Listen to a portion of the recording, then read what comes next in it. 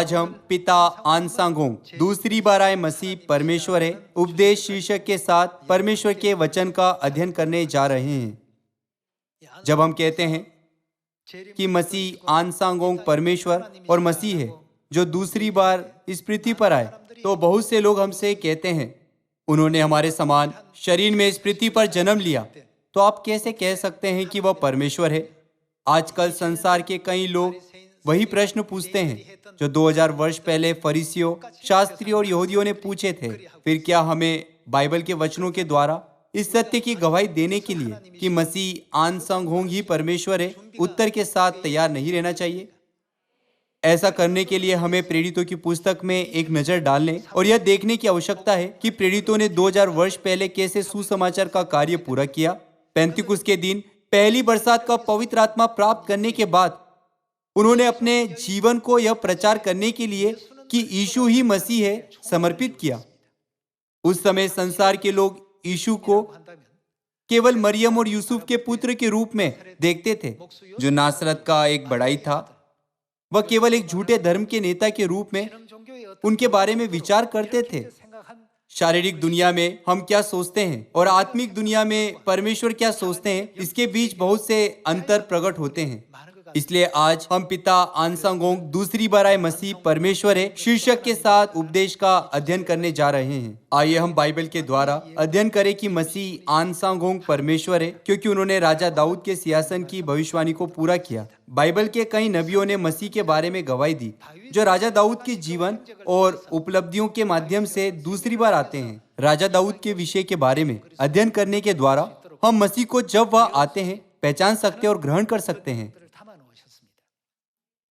यदि हम यह समझने में विफल हो कि मसीह आनसांगोंग परमेश्वर है जो इस युग में पृथ्वी पर राजा दाऊद की भविष्यवाणी को पूरा करने आए हैं, तो हम साहस के साथ यह नहीं कह पाएंगे कि वह परमेश्वर है क्योंकि उन्होंने राजा दाऊद की भविष्यवाणी को पूरा किया है ना? आज आइए हम इसे समझने के लिए प्रकाशित वाक्य की पुस्तक अध्याय 5 पर एक नजर डालें। प्रकाशित वाक्य अध्याय 5 आयत 1 में यह लिखा है, जो सिंहासन पर बैठा था मैंने उसके दाहिने हाथ में एक पुस्तक देखी जो भीतर और बाहर लिखी हुई थी और वह 7 मोहर लगाकर बंद की गई थी। फिर मैंने एक बलवंत स्वर्गदूत को देखा जो ऊंचे शब्द से यह प्रचार करता था, इस पुस्तक के खोलने और उसकी मोहरें तोड़ने के योग्य कौन है? परंतु ना स्वर्ग में, ना पृथ्वी पर, ना पृथ्वी के नीचे कोई उस पुस्तक को खोलने या उस पर दृष्टि डालने के योग्य निकला। तब मैं फूट फूट कर रोने लगा क्योंकि उस पुस्तक के खोलने या उस पर दृष्टि डालने के योग्य कोई ना मिला। यहाँ वर्णित पुस्तक क्या बाइबल नहीं? कोई भी उस पुस्तक को खोलने या उस पर दृष्टि डालने की योग्य ना निकला। इसका अर्थ है कि कोई भी बाइबल की व्याख्या नहीं कर सकता जिसे मोहर बंद किया गया था। क्या इसी कारण से यह नहीं कहता कि कोई भी बाइबल को खोलने या उस पर दृष्टि डालने के भी योग्य नहीं? यही कारण था कि प्रेरित यूहन्ना बहुत निराश हुआ और रोने लगा। आयत 4 में यह लिखा है कि तब मैं फूट फूट कर रोने लगा क्योंकि उस पुस्तक के खोलने या उस पर दृष्टि डालने के योग्य कोई ना मिला। इस पर उन प्राचीनों में से एक ने मुझसे कहा, मत रो, देख यहूदा के गोत्र का वह सी जो कौन है, जो दाऊद का मूल है, उस पुस्तक को खोलने और उसकी 7 मोहरें तोड़ने के लिए जयवंत हुआ है। दाऊद के सी को छोड़ और कोई भी पुस्तक के वचनों को खोल नहीं सकता या उस पर दृष्टि नहीं डाल सकता, केवल वही यह कर सकता है। फिर मानव जाति को किस पर अपनी आशा रखनी चाहिए? क्या हमें किसी ऐसे व्यक्ति पर निर्भर रहना चाहिए जिसने हजारों बार या यहाँ तक कि दसियों हजार बार बाइबल को पढ़ा हो? क्या हमें धर्मशास्त्र के प्रोफेसर पर निर्भर रहना चाहिए? क्या हमें प्रसिद्ध पादरियों पर निर्भर रहना चाहिए? कोई भी बाइबल की 66 पुस्तकों की सही व्याख्या नहीं कर सकता और उसे हम तक नहीं पहुंचा सकता। हालांकि केवल एक ही है जिस पर हम अपनी आशा और विश्वास रख सकते हैं, वह केवल दाऊद का मूल है। फिर हमें अपने उद्धार के लिए किस पर निर्भर होना चाहिए? हमें केवल दाऊद के मूल पर निर्भर होना चाहिए। सबसे पहले आइए हम ध्यानपूर्वक अध्ययन करें कि प्रकाशित वाक्य 22 में दाऊद का मूल कौन है, ताकि हम दाऊद को ग्रहण कर सके जो इस युग में आने वाला है।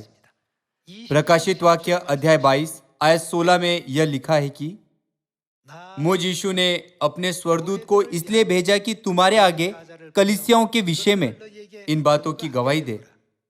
मैं वह कौन है? दाऊद का मूल और वंश और भोर का चमकता हुआ तारा हूं। दाऊद का मूल किसे दर्शाता है?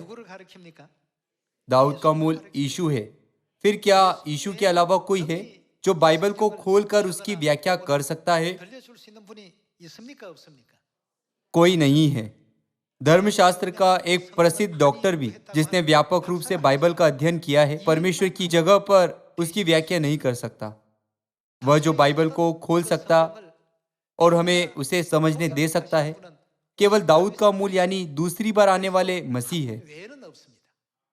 मानव जाति यह ना जानते हुए घोर अंधकार में जी रही है कि रविवार की आराधना परमेश्वर की इच्छा है या नहीं, क्रिसमस परमेश्वर की इच्छा है या नहीं, और क्रूस परमेश्वर की इच्छा है या नहीं। लेकिन यह लिखा है कि दाऊद का मूल आकर परमेश्वर की सच्ची इच्छा को प्रकट करते हुए अंधकार को उजागर करेगा। यूहन्ना ने यह प्रकाशन पहली बार आने वाले यीशु के स्वर्ग आरोहण के बाद देखा। इसलिए दाऊद का मूल जो मोहर बंद की गई बाइबल को खोलेगा, दूसरी बार आने वाले मसीह को दर्शाता है। तब आइए हम होशे अध्याय 3 आयत 4 के माध्यम से देखें कि दूसरी बार आने वाले मसीह के बारे में बाइबल और नबियों ने हमारे लिए कौन सी भविष्यवाणियों को छोड़ा। क्योंकि इजरायली बहुत दिन तक बिना राजा, बिना हाकिम, बिना यज्ञ, बिना लाट और बिना एपोद या ग्रह देवताओं के बैठे रहेंगे। उसके बाद वे अपने परमेश्वर यहोवा और वे किसको ढूंढने लगेंगे? अपने राजा दाऊद को फिर ढूंढने लगेंगे और अंत के दिनों में यहोवा के पास और उसकी उत्तम वस्तुओं के लिए थरथराते हुए आएंगे। दाऊद लगभग 1000 ईसा पूर्व में रहता था। क्या वास्तव में वह एक व्यक्ति नहीं था जो इस पृथ्वी पर इजराइल के राजा के रूप में रहता था और लगभग 3000 वर्ष पहले मर गया? हालांकि बाइबल कहती है कि वे अंत के दिनों में दाऊद के पास थरथराते हुए आएंगे। इसीलिए इस आयत में दाऊद शारीरिक दाऊद को नहीं, लेकिन आत्मिक दाऊद यानी दूसरी बार आने वाले यीशु को संकेत करता है, जिनके विषय में प्रकाशित वाक्य अध्याय 22 आयत 16 में लिखा गया है। बाइबल कहती है कि वे अंत के दिनों में दूसरी बार आने वाले यीशु के पास परमेश्वर की आशीषों को ढूंढने के लिए थरथराते हुए आएंगे। फिर हमारे पास राजा दाऊद के जीवन में छिपी भविष्यवाणियों के बारे में बुनियादी ज्ञान होना चाहिए, जिससे हम मसीह के दूसरे आगमन के बारे में समझ सके। दूसरा शमूएल अध्याय 5 आयत 4 में यह लिखा है, दाऊद 30 वर्ष का होकर राज्य करने लगा और 40 वर्ष तक राज्य करता रहा। दाऊद का सिंहासन तब शुरू हुआ जब वह राजा बना। जब वह 30 वर्ष की आयु का था, तब राजा के रूप में उसका अभिषेक किया गया था। उसने कितने समय तक राज्य किया? यह लिखा है कि उसने 40 वर्ष तक राज्य किया। राजा दाऊद के विषय में यह महत्वपूर्ण तथ्य हमें अंतिम दिनों में इस पृथ्वी पर दाऊद के नाम से आने वाले यीशु से संबंधित भविष्य सूचक पहलुओं को समझने देते हैं। आइए हम दाऊद के जीवन के द्वारा यीशु के पहले आगमन और उसके दूसरे आगमन के बारे में समझें। लूका अध्याय 3 आयत 21 में यह लिखा है, जब सब लोगों ने बपतिस्मा लिया और यीशु भी बपतिस्मा लेकर प्रार्थना कर रहा था, तो आकाश खुल गया और पवित्र आत्मा शारीरिक रूप में कबूतर के समान उस पर उतरा और यह आकाशवाणी हुई, तू मेरा प्रिय पुत्र है, मैं तुझसे प्रसन्न हूं। जब यीशु आप उपदेश करने लगा तो लगभग 30 वर्ष की आयु का था। जब यीशु ने बपतिस्मा लिया और सुसमाचार का उपदेश करना शुरू किया, तब उनकी आयु कितनी थी? वह 30 वर्ष की आयु के थे। दूसरा शमूएल अध्याय 5 के अनुसार जब दाऊद राजा बना, तब वह कितने वर्ष का था? बाइबल कहती है दाऊद 30 वर्ष की आयु में राजा बना।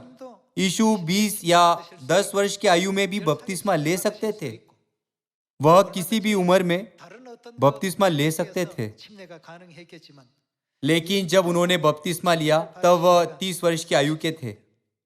यह भविष्य सूचक पहलू है जो साबित करता है कि यीशु मसीह इस पृथ्वी पर दाऊद के नाम से आए थे। बपतिस्मा का अर्थ आत्मिक अभिषेक है। पुराने नियम के समय में किसी को राजा बनने के लिए क्या अभिषेक नहीं होना चाहिए था? जब यीशु का 30 वर्ष की आयु में बपतिस्मा हुआ तो वे आत्मिक रूप से अभिषेक किए गए। फिर राजा दाऊद के सिंहासन की भविष्यवाणी को पूरा करने के लिए उन्हें राज्य के सुसमाचार का प्रचार 40 वर्ष तक करना चाहिए, लेकिन उन्होंने ऐसा नहीं किया। इसके बजाय उन्होंने कितने वर्ष तक राज्य के सुसमाचार का प्रचार किया? लूका अध्याय 13 आयत 16 में यह लिखा है, फिर उसने यह दृष्टांत भी कहा, किसी की अंगूर की बारी में एक अंजीर का पेड़ लगा हुआ था। वह उसमें फल ढूंढने आया परंतु ना पाया। तब उसने बारी के रखवाले से कहा, देख, कितने वर्ष से 3 वर्ष से मैं इस अंजीर के पेड़ में फल ढूंढने आता हूं परंतु नहीं पाता। इसे काट डाल कि यह भूमि को भी क्यों रोके रहे। इस दृष्टांत में अंजीर का पेड़ इजराइल देश को दर्शाता है। इजराइल के लोगों की तुलना अंजीर से करते हुए यीशु ने हमें बताया कि वह केवल 3 वर्षों तक सुसमाचार का प्रचार करेंगे। दाऊद 30 वर्ष की आयु में राजा बना और यीशु का 30 वर्ष की आयु में बपतिस्मा हुआ। दाऊद ने 40 वर्षों तक शारीरिक राज्य पर शासन किया, लेकिन यीशु मसीह ने जो भविष्य सूचक राजा दाऊद है, केवल 3 वर्षों तक राज्य के सुसमाचार का प्रचार किया। ऐसा क्यों है? इसमें एक बहुत ही महत्वपूर्ण रहस्य छिपा है। फिर आइए हम इसे समझने के लिए कि मसीह शेष 37 वर्षों को पूरा करने के लिए शरीर में होकर इस पृथ्वी पर आएंगे। लूका अध्याय 12 आयत 49 देखे, मैं पृथ्वी पर आग लगाने आया हूँ। आग का अर्थ सुसमाचार है। मैं सभी लोगों तक सुसमाचार पहुंचाने आया हूँ। और क्या चाहता हूँ? केवल यह कि अभी सुलग जाती, मुझे तो एक बपतिस्मा लेना है। क्या बपतिस्मा वही विधि नहीं जिसे हम केवल शरीर में रहते हुए ही प्राप्त कर सकते हैं? हालांकि यीशु जो पहले ही बपतिस्मा ले चुके थे, उन्होंने कहा कि उन्हें एक बपतिस्मा लेना है। आइए हम एक बार फिर अध्याय 3 देखें, आयत 21। जब सब लोगों ने बपतिस्मा लिया और यीशु भी बपतिस्मा लेकर प्रार्थना कर रहा था, जब यीशु आप उपदेश करने लगा तो लगभग 30 वर्ष की आयु का था। परमेश्वर ने लूका अध्याय 3 में दिखाया कि जब यीशु 30 वर्ष के थे तब उन्होंने बपतिस्मा लिया और प्रचार करना शुरू किया। आइए हम लूका अध्याय 12 आयत 49 पर वापस जाएं। मैं पृथ्वी पर आग लगाने आया हूँ और क्या चाहता हूँ केवल यह कि अभी सुलग जाती। मुझे तो एक बपतिस्मा लेना है और जब तक वह ना होले तब तक मैं कैसी व्यथा में रहूंगा। यीशु पहले ही बपतिस्मा ले चुके थे, लेकिन उन्होंने कहा कि उन्हें एक बार फिर बपतिस्मा लेना होगा। उन्हें फिर से बपतिस्मा क्यों लेना होगा? राजा दाऊद के 40 वर्ष का शासन यीशु मसीह के 40 वर्ष तक प्रचार करने की भविष्यवाणी है, लेकिन यीशु ने अपने पहले आगमन पर केवल 3 साल को पूरा किया। तब शेष 37 वर्षों को पूरा करने के लिए यीशु को क्या करना चाहिए? उन्हें पृथ्वी पर आना चाहिए, एक बार फिर बपतिस्मा लेना चाहिए और राजा दाऊद के सिंहासन की भविष्यवाणी को पूरा करने के लिए शेष 37 वर्षों तक सुसमाचार का प्रचार करना चाहिए, है ना? परमेश्वर की उद्धार की योजना के अनुसार यीशु को एक बार फिर आना चाहिए। यह उनका दूसरा आगमन है। यही कारण है कि बाइबल में पहले से ही भविष्यवाणी की गई थी कि यीशु इस पृथ्वी पर दोबारा आएंगे। वह कब आएंगे और बपतिस्मा लेंगे जिसका उन्होंने वर्णन किया था। तथ्य कि वह बपतिस्मा लेंगे का मतलब है कि वह आत्मा में नहीं आएंगे। बपतिस्मा केवल देहधारी व्यक्ति को दिया जा सकता है।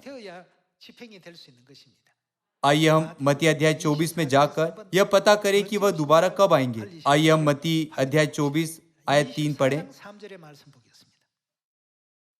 जब वह जैतून पहाड़ पर बैठा था तो चेलों ने एकांत में उसके पास आकर कहा, हमें बता कि ये बातें कब होगी, तेरे आने का और जगत के अंत का क्या चिन्ह होगा। चेलों ने यीशु से इन प्रश्नों को पूछा। उन्होंने यीशु से उनके आने का चिन्ह, जो कि उनके दूसरे आगमन को संकेत करता है, और जगत के अंत के चिन्ह के बारे में पूछा।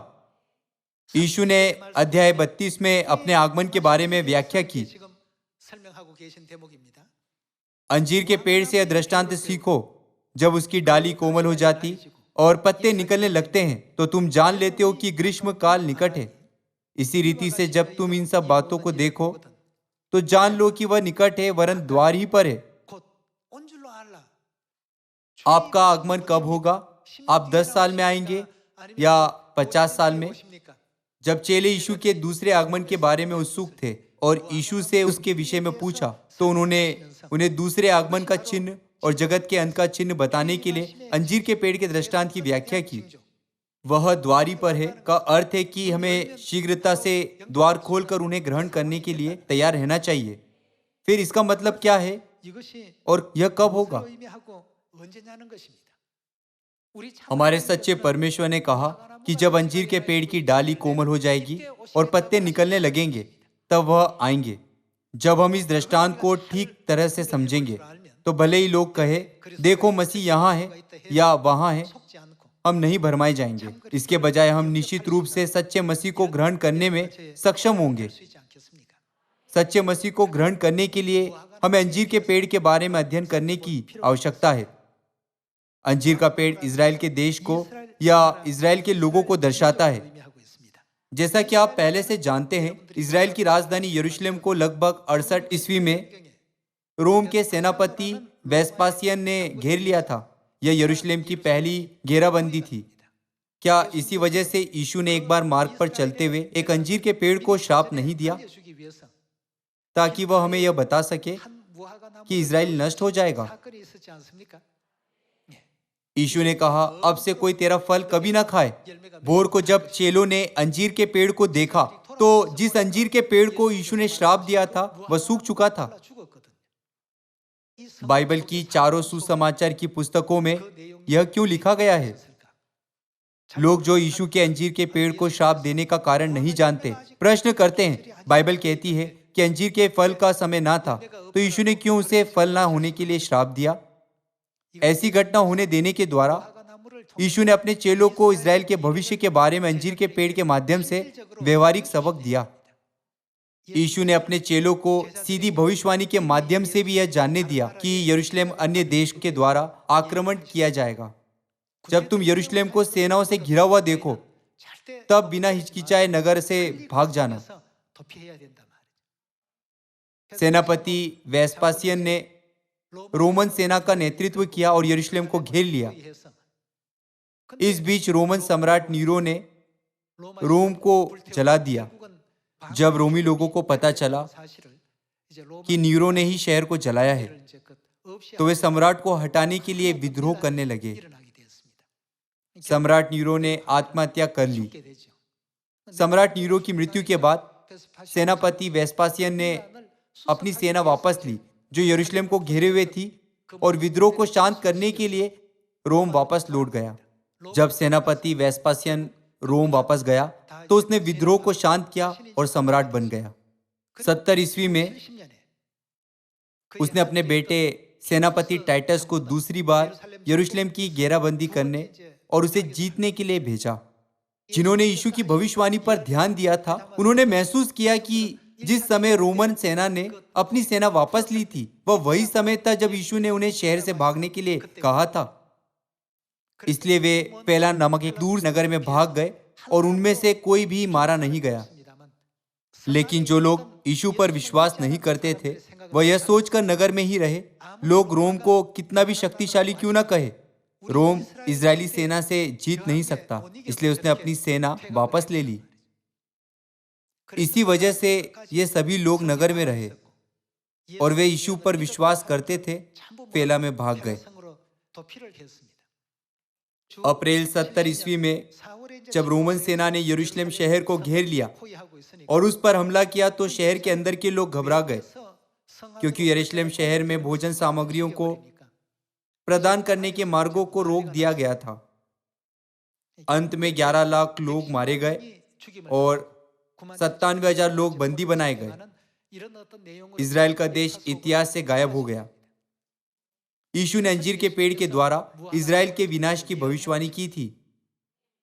उन्होंने हमें बताया कि मनुष्य के पुत्र के आगमन का समय वह होगा जब नष्ट हुआ अंजीर का पेड़ पुनर्जीवित हो जाएगा।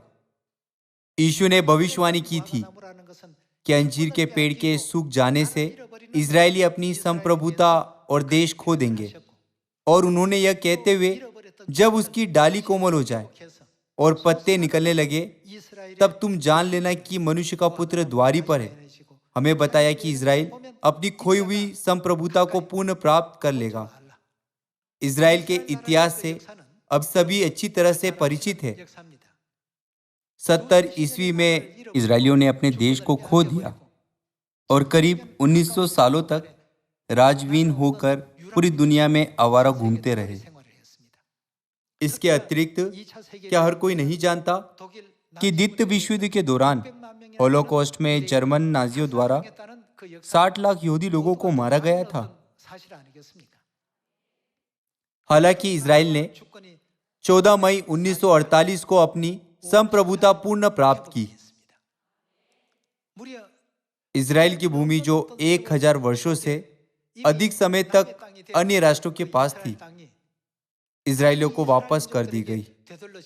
यदि इसके बारे में पहले से भविष्यवाणी नहीं की गई होती तो यह असंभव होता। उदाहरण के लिए प्राचीन कोरिया में ग्वेंगुटो महान नामक एक राजा था जो मंचूरिया पर शासन करता था, जो अब एक चीन का क्षेत्र है। क्या होगा यदि कोरिया चीनी सरकार से मंचूरिया लौटा देने की मांग करे? चीन इसे कभी वापस नहीं देगा। जिसकी भविष्यवाणी नहीं की गई वह कभी भी नहीं हो सकता। इजराइल के पुनः स्थापित होने पर कौन प्रकट होगा? जब इजराइल की पुनः स्थापना की जाएगी, तब दूसरी बार आने वाले मसीह राजा दाऊद के आने की भविष्यवाणी की गई है। इसलिए जब इजराइल अपनी खोई हुई संप्रभुता पूर्ण प्राप्त करेगा, तब मसीह दूसरी बार आएंगे, बपतिस्मा लेंगे और सुसमाचार के द्वार को खोलेंगे। यीशु ने कहा, जब तुम देखते हो कि अंजीर के पेड़ की डाली कोमल हो जाती है और पत्ते निकल आते हैं, तो यही चिन्ह है कि मैं इस पृथ्वी पर दूसरी बार आकर सुसमाचार का कार्य शुरू करता हूँ। प्रकाशित वाक्य अध्याय 3 में परमेश्वर ने कहा, मैं द्वार पर खड़ा हुआ खटखटाता हूँ। यदि कोई द्वार खोलेगा तो मैं उसके पास भीतर आकर उसके साथ भोजन करूंगा और वह मेरे साथ। वह वर्ष जब द्वार खोला गया 1948 था, जब अंजीर के पेड़ की डाली कोमल हो गई और उसमें पत्ते निकले। वह वही समय था जब भविष्य सूचक राजा दाऊद दूसरी बार आए। केवल राजा दाऊद होने की घोषणा करने से कोई भी दूसरी बार आने वाला मसीह नहीं हो सकता। क्या ऐसा कोई चिन्ह नहीं होना चाहिए जिससे हम राजा दाऊद को पहचान सके? भाई और बहनों, हम बिना किसी सबूत के यह प्रचार नहीं करते कि पिता अनसंग परमेश्वर है। क्या बाइबल में भविष्यवक्ताओं की गवाही नहीं होनी चाहिए? क्योंकि यीशु ने अपने पहले आगमन पर केवल 3 वर्षों तक सुसमाचार का कार्य किया, उन्हें शेष 37 वर्षों को अपने दूसरे आगमन पर पूरा करना चाहिए। जब आप 1948 में 37 वर्षों को जोड़े तो कौन सा वर्ष मिलेगा? क्या यह सन 1985 नहीं? 1985 में क्या हुआ? आइए हम मीका अध्याय 4 आयत 1 देखें। अंत के दिनों में ऐसा होगा कि यहोवा के भवन का पर्वत सब पहाड़ों पर दृढ़ किया जाएगा और सब पहाड़ियों से अधिक ऊंचा किया जाएगा, और हर जाति के लोग धारा के समान उसकी ओर चलेंगे। और बहुत सी जातियों के लोग जाएंगे और आपस में कहेंगे, आओ हम यहोवा के पर्वत पर चढ़कर याकूब के परमेश्वर के भवन में जाएं। तब वह हमको अपने मार्ग सिखाएगा और हम उसके पथों पर चलेंगे, क्योंकि यहोवा की व्यवस्था सिय्योन से और उसका वचन यरूशलेम से निकलेगा। अंत के दिनों में क्या होने की भविष्यवाणी की गई है? परमेश्वर स्वयं इस पृथ्वी पर आएंगे और सिय्योन में व्यवस्था की घोषणा करेंगे। आइए हम आयत 6 के द्वारा देखें कि अंत के दिनों में क्या होगा। यहोवा की यह वाणी है, उस समय में प्रजा के लंगड़ों को और जबरन निकाले हुओं को और जिनको मैंने दुख दिया है उन सबको इकट्ठा करूंगा, और लंगड़ों को मैं बचाए रखूंगा और दूर किए को एक सामर्थ्य जाति कर दूंगा, और यहोवा उन पर सिय्योन पर्वत के ऊपर से सदा राज्य करता रहेगा। हे एदर के घुम्मट, हे सिय्योन की पहाड़ी, पहली प्रभुता अर्थात यरूशलेम का राज्य तुझे मिलेगा। अब तू क्यों चिल्लाती है? क्या तुझ में कोई राजा नहीं रहा? हमारे पास कौन नहीं है? सिय्योन का राजा, राजाओं का राजा, वह हमारे परमेश्वर है। क्या तेरा युक्ति करने वाला नष्ट हो गया, जिससे जच्चा स्त्री के समान तुझे पीड़ा उठती है?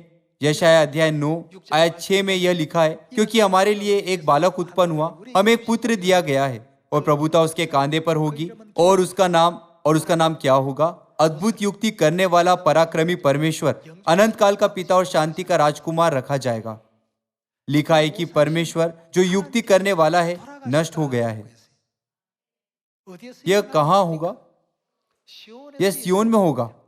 यीशु 1918 में दोबारा इस पृथ्वी पर आए 1948 में जब वह 30 वर्ष के थे, तब उन्होंने भविष्यवाणी के अनुसार बपतिस्मा लिया और वह 1985 में दाऊद के सिंहासन की भविष्यवाणी के शेष 37 वर्षों को पूरा करके स्वर्ग चले गए।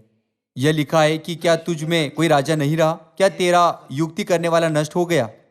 पिता के स्वर्ग आरोहण के 4 वर्ष पहले एक साप्ताहिक धर्म पत्रिका ने पिता के साथ इंटरव्यू का लेख प्रकाशित किया। पिता ने कहा, दूसरी बार आने वाले यीशु को दाऊद के सिंहासन के अनुसार 37 वर्ष तक सुसमाचार का प्रचार करने के बाद मरना चाहिए। हमें पिता के बारे में इस अद्भुत भविष्यवाणी का अध्ययन करने की आवश्यकता है। केवल 1948 में बपतिस्मा लेने वाला कोई भी भविष्य सूचक दाऊद नहीं हो सकता। ऐसी भूमिकाएं और कार्य है जिन्हें केवल दाऊद ही निभा सकता है। परमेश्वर ने केवल दाऊद को सनातन वाचा सौंपी है, तब दाऊद के अलावा कोई और सनातन वाचा को नहीं ला सकता। क्या यह सनातन वाचा नई वाचा नहीं, जिसे हम बहुत अच्छी तरह से जानते हैं? फिर चूंकि अपने पहले आगमन पर उन्होंने 3 वर्षों तक नई वाचा का प्रचार करने के द्वारा राज्य के सुसमाचार का नेतृत्व किया, इसलिए उन्हें अपने दूसरे आगमन पर शेष 37 वर्षों तक नई वाचा का प्रचार करने के द्वारा राज्य के सुसमाचार का नेतृत्व करना होगा। केवल मसीह आनसांगोंगी है जिन्होंने 1948 से 1985 तक 37 वर्षों का सुसमाचार का कार्य पूरा किया और उसके बाद स्वर्ग चले गए। किसने नई वाचा का प्रचार किया और उसे इस पृथ्वी पर दोबारा लाए? किसने इस युग में सभी लोगों के लिए सबत के दिन, फसह के पर्व और नई वाचा के 3 बार में 7 पर्वों को पुनः स्थापित किया? वह केवल हमारे स्वर्गीय पिता मसीह आनसांगोंग है। आज बहुत से झूठे मसीह और झूठे भविष्यवक्ता दावा करते हैं कि वे वही है जिनकी बाइबल में भविष्यवाणी की गई है, लेकिन वे ऐसा दावा उस स्थान पर करते हैं जहां नई वाचा का सत्य नहीं है। भले ही वे दसियों या सैकड़ों बार यह हट करें, वे कभी भी दूसरी बार आने वाले यीशु नहीं हो सकते। क्योंकि वे दूसरी बार आने वाले मसीह नहीं है, इसलिए वे फसह का पालन नहीं करते, वे सबत का पालन नहीं करते। यद्यपि वे दूसरी बार आने वाले मसीह होने का दावा करते हैं, फिर भी वे रविवार की आराधना और क्रिसमस मनाते हैं। आइए हम हेजिकेल अध्याय 37 में परमेश्वर के वचनों को देखें। हेजिकेल की पुस्तक शारीरिक राजा दाऊद की मृत्यु के लगभग 400 वर्ष बाद लिखी गई थी। आयत 24 में यह लिखा है, मेरा दास दाऊद उनका राजा होगा और उन सबों का एक ही चरवाहा होगा। वे मेरे नियमों पर चलेंगे और मेरी विधियों को मानकर उनके अनुसार चलेंगे। यह लिखा गया है कि झुंड जिसकी अगुवाई दाऊद करेगा वह परमेश्वर के नियमों और विधियों का पालन करेगा। फिर दाऊद के प्रकट होने से पहले क्या यह झुंड परमेश्वर के नियमों और विधियों का पालन कर रहा था?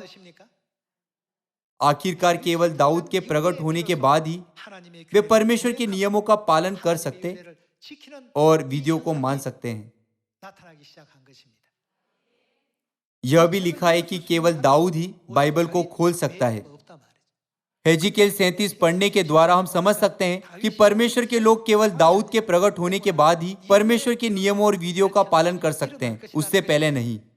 आयत 25, वे उस देश में रहेंगे जिसे मैंने अपने दास याकूब को दिया था और जिसमें तुम्हारे पुरखा रहते थे। उसी में वे और उसके बेटे पोते सदा बसे रहेंगे और मेरा दास दाऊद सदा उनका प्रधान रहेगा। मैं उनके साथ शांति की वाचा बांधूंगा, वह सदा की वाचा ठहरेगी और मैं उन्हें स्थान देकर गिनती में बढ़ाऊंगा और उनके बीच अपना पवित्र स्थान सदा बनाए रखूंगा। यदि पिता इस पृथ्वी पर ना आए होते और परमेश्वर के नियमों, विधियों और नई वाचा की सभी आज्ञाओं को ना सिखाया होता, तो क्या हम सबत का दिन, फसह, पर्वों, पिता परमेश्वर और माता परमेश्वर को जान पाते? मीका 4 के अनुसार हमें परमेश्वर के नियमों और मार्गों को सिखाने वाला कौन होगा? यह लिखा है, परमेश्वर स्वयं अंत के दिनों में आएंगे और हमें उनके मार्गों को सिखाएंगे। यदि उन्होंने हमें सिखाया नहीं होता तो हम नई वाचा के किसी भी नियम को कभी नहीं जान पाते। क्योंकि बाइबल मोहरबंद की गई थी, इसलिए सभी प्रेरित यूहन्ना की तरफ फूट फूट कर रोए। स्वर्ग में या पृथ्वी पर या पृथ्वी के नीचे कोई भी बाइबल को खोल नहीं सकता था, लेकिन हमारे स्वर्गीय पिता मसीह आन सांग होंग इस पृथ्वी पर आए, सत्य के मार्गों को खोला और हमें नई वाचा के सुसमाचार की संपूर्ण समझ प्रदान की ताकि हम स्वर्ग के राज्य में वापस जा सके। जब कोरिया गणराज्य अत्यधिक गरीब से पीड़ित था, तब हमारे स्वर्गीय पिता आए। प्रथम विश्व युद्ध के दौरान जब कोरिया जापान के द्वारा उत्पीड़ित किया जा रहा था, तब उनका जन्म इस पृथ्वी पर हुआ। उनके बपतिस्मा लेने के कुछ समय बाद ही 25 जून 1950 को कोरिया युद्ध छिड़ गया। 3 साल तक चले इस युद्ध के कारण कोरिया आर्थिक रूप से दुनिया का सबसे कमजोर देश बन गया। तब से करीब 70 साल बीत चुके हैं। जो देश कभी सबसे गरीब हुआ करता था, आज दुनिया के शीर्ष 10 आर्थिक रूप से शक्तिशाली देशों में से एक बन गया है।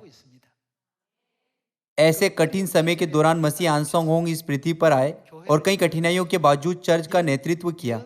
हमारे पिता इन भविष्यवाणियों के अनुसार प्रकट हुए और इन भविष्यवाणियों के अनुसार वह स्वर्ग चले गए। आइए हम परिश्रम पूर्वक प्रचार करें और हमारे पिता की बड़ाई करें, जो इस पृथ्वी पर मौजूद स्वर्गीय माता के साथ इस सुसमाचार कार्य का नेतृत्व कर रहे हैं। आइए हम यशायाह अध्याय 51 आयत 7 देखें। हे धर्म के जानने वालों, जिनके मन में मेरी व्यवस्था है, तुम कान लगाकर मेरी सुनो। मनुष्य की नाम धराई से मत डरो और उनके हमें किससे विस्मित नहीं होना चाहिए, निंदा करने से विस्मित ना हो। प्रथम चर्च के समय में यीशु इस पृथ्वी पर आए और तीसरे दिन मृतकों में से जी उठे। पुनरुत्थान के 40 दिनों बाद स्वर्ग आरोहण से पहले उन्होंने अपने चेलों को सामरिया और पृथ्वी की छोर तक इस सुसमाचार का प्रचार करने की आज्ञा दी। चेलों ने यत्न पूर्वक प्रचार किया कि यीशु ही मसीह है। हालांकि उसके आसपास के लोगों ने कहा, क्या वह बड़ाई का पुत्र नहीं? कैसे एक मनुष्य अपने आप को परमेश्वर बना सकता है? जब कभी चेलों ने प्रचार किया कि यीशु मसीह है, तब लोगों ने रुकावट डाली और उनकी निंदा की। हमारे बारे में क्या, जो पवित्र आत्मा के युग में जी रहे हैं, हमारे साथ भी ऐसा ही है। क्योंकि यीशु जो पुत्र के युग में आए थे, मसीह आन सांग होंगे जो पवित्र आत्मा के युग में आए हैं। इसलिए एक समान परिस्थिति अब भी हो रही है। इसलिए यह स्वाभाविक है कि हर समय हमारे पास रुकावटें आती और हमारी निंदा की जाती है। हालांकि परमेश्वर ने कहा, जो रुकावटें पैदा करते हैं और निंदा करते हैं, वे केवल अपनी भूमिका पूरी कर रहे हैं। हमें कभी भी अपने विश्वास को ठंडा नहीं होने देना चाहिए या उनके कारण अपने विश्वास को खोना नहीं चाहिए। आयत 8 क्या कहती है? क्योंकि घुन उन्हें कपड़े के समान और कीड़ा उन्हें उनके समान खाएगा, परंतु मेरा धर्म अनंत काल तक और मेरा उद्धार पीढ़ी से पीढ़ी तक बना रहेगा। हे यहोवा की भुजा, जाग जाग और बल धारण कर, जैसे प्राचीन काल में और बीती हुई पीढ़ियों में, वैसे ही अब भी जाग। क्या तू वही नहीं है जिसने राहब को टुकड़े टुकड़े किया था, जिसने अजगर को छेदा? क्या तू वही नहीं जिसने समुद्र को अर्थात गहरे सागर के जल को सुखा डाला और उसकी गहराई में अपने छुड़ाए हुओं के लिए पार जाने का मार्ग निकाला था? यहोवा के छुड़ाए हुए लोग लौटकर जय जयकार करते हुए सियोन में आएंगे और उनके सिरों पर अनंत आनंद गूंजता रहेगा। वे हर्ष और आनंद प्राप्त करेंगे और शोक और सिसकियों का क्या हो जाएगा? उनका अंत हो जाएगा। वे हैं जिनके बारे में बाइबल में भविष्यवाणी की गई है। जब पिता इस पृथ्वी पर थे, तब मैं युवा वयस्क था। एक दिन मैंने उनसे पूछा, पिताजी, परमेश्वर को प्रसन्न करने के लिए हम युवा वयस्कों को क्या करना चाहिए? यदि बहुत से गुणों में से एक को चुना हो, तो सबसे ज्यादा महत्वपूर्ण गुण क्या है जो आप चाहते हैं कि युवा वयस्कों में हो? उन्होंने यह कहते हुए जवाब दिया, विश्वास रखो। पिता ने कहा, विश्वास रखो। जब हम उनके उत्तर के बारे में ध्यानपूर्वक सोचते हैं, तो बाइबल कहती है कि प्रेरितों का विश्वास हमारे विश्वास के बिना सिद्ध नहीं बन सकता। भले ही 2000 वर्ष पहले उनके पास ऐसा विश्वास था जिसके संसार योग्य न था। पवित्र आत्मा के युग में परमेश्वर चाहते हैं कि हमारा विश्वास पिता के युग और पुत्र के युग में उनके लोगों के विश्वास से अधिक हो। प्रेरितों ने केवल भविष्य में पूरी होने वाली भविष्यवाणियों को जाना था। उन्होंने उन भविष्यवाणियों को पूरा होते हुए नहीं देखा। उन्होंने अंजीर के पेड़ की डाली को कोमल होते और उसमें पत्ते निकलते हुए नहीं देखा। लेकिन क्या हम उसकी पूर्णता के युग में नहीं जी रहे हैं? परमेश्वर ने उन्हें दूर से एक प्रकाशन के द्वारा ही यरूशलेम को दिखाया, जो कि दुल्हन मेमने की पत्नी है। हमारे बारे में क्या हम यरूशलेम को शरीर में नहीं देख रहे हैं? हम माता से आशीष को प्राप्त करते हैं और उनकी प्रार्थनाओं को सुनते हैं। यूहन्ना और विश्वास के पूर्वजों को हमसे कितनी ईर्ष्या होती होगी। मुझे नहीं लगता कि हम यह जानते हैं कि हम वास्तव में कितने आशीषित हैं। हम भविष्य सूचक राजा दाऊद की संतान, परमेश्वर की संतान है, जिनकी भविष्यवाणी बाइबल में की गई है। सोने को दुनिया का सबसे कीमती खजाना माना जाता है ना? लोग कहते हैं कि दूसरा सबसे कीमती खजाना नमक है और तीसरा है अब। कुछ कहते हैं मैं कल से कड़ी मेहनत करूंगा। मैं इस वर्ष वास्तव में महामारी के कारण बहुत कुछ नहीं कर पाया, इसलिए मैं अगले वर्ष बेहतर करूंगा। जो लोग इस तरह सोचते हैं वे अब नामक खजाना खो रहे हैं। मैं आपको सियोन के विश्वास योग्य संतान बनने के लिए कहना चाहता हूँ, जो पिता की गवाही देते और अपने हृदय की संतुष्टि तक माता की बड़ाई करते हैं, क्योंकि उन्होंने हमें अब नामक मूल्यवान खजाना दिया है। आशा करते हुए कि आपने अधिक अनुग्रह पाया होगा, मैं आज का उपदेश समाप्त करना चाहता हूँ। आपका बहुत बहुत धन्यवाद।